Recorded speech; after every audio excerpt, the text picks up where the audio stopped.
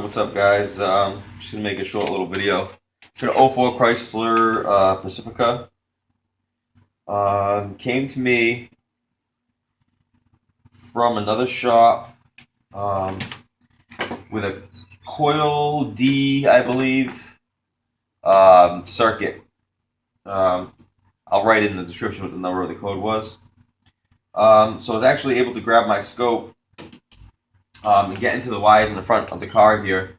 Not these wires, these are actually the wires I'm repairing for the computer. But I got into here, I tested the wires, and I wasn't getting a signal for the ignition coil. I didn't want to pull this intake because I'm sure it's probably kind of a pain in the ass, and there's no need to remove an intake if you have the correct diagnostic equipment to test your wires. And I wasn't getting a signal from the computer.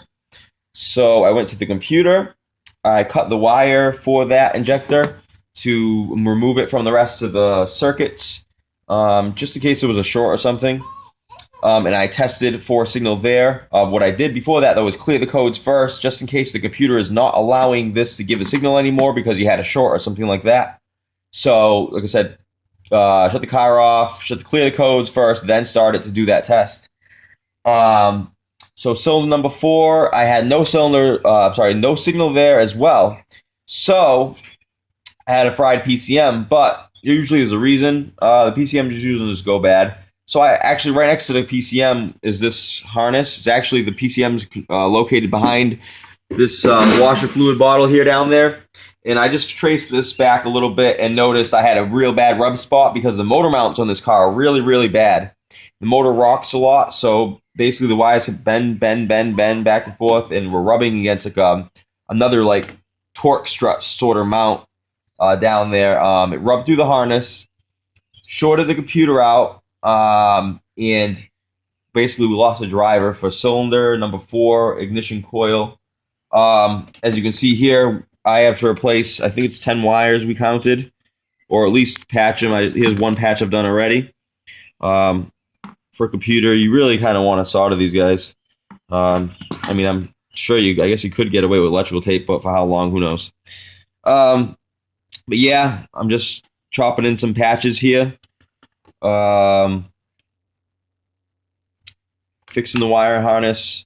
Then I got to remove the computer, send that out to get rebuilt. I'll probably have it actually for like 8 days. I guess they kind of take a while to do that. So that's all I really wanted to address. Like I said, on these Chryslers, you have some kind of weird issues, and if you got the correct equipment, so you can access the wires and stuff and see what you're getting for current or voltage, led me to believe that I had no reason to take this intake off. They'd already told me they replaced the ignition coil, so I didn't want to go in there and replace it again. It's not really the right way to do it. You really want to make sure you're getting your signal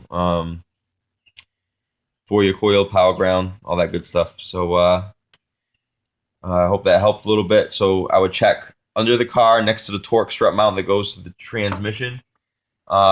This harness actually goes way down there.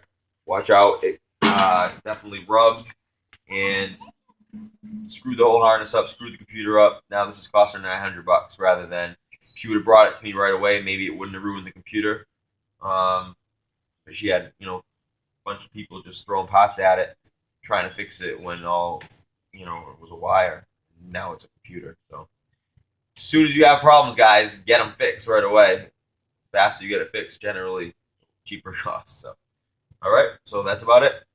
Thanks. All right, guys, I'm just gonna go over one quick thing. I'm gonna show you how to do a quick Western Union splice with a. I'm gonna add some solder to it as well.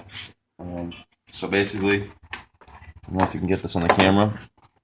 I mean, I kind of just put them like an X, and I just twist them together from here.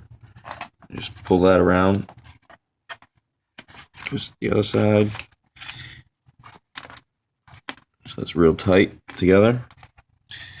Then I just come in here. The iron is just a cheap, maybe $30 Radio Shack iron. I just put a little bit on the tip just to get the contact going. This heats up pretty decently quick.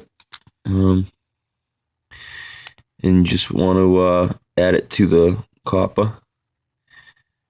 And then once it's all covered, I mean, you're pretty good. And pull it back. You blow on it real quick just to cool it down quick so it doesn't move. I mean, that's it. Then I would just take a piece of heat shrink, as you see I did on the other ones. Just put a piece of heat shrink on there, slide it over, heat it up, and you're good to go. I generally don't like to make all my splices in the same spot like this, because just a heat shrink, I don't know, I just don't trust it that much. And if you get like a little piece of copper wire sticking through, and maybe on another one it's sticking through a little, it could short out. I mean, you know, so I'm probably going to just go over these with tape as well. And then I'll tape the whole thing, and then I'll add a new piece of this junk, this loom, and be good to go. But yeah, I just want to show you, just to make a easy little splice. Especially, like I said, if you're doing computer stuff, you're going to want to have a nice, strong splice. All right? Thanks.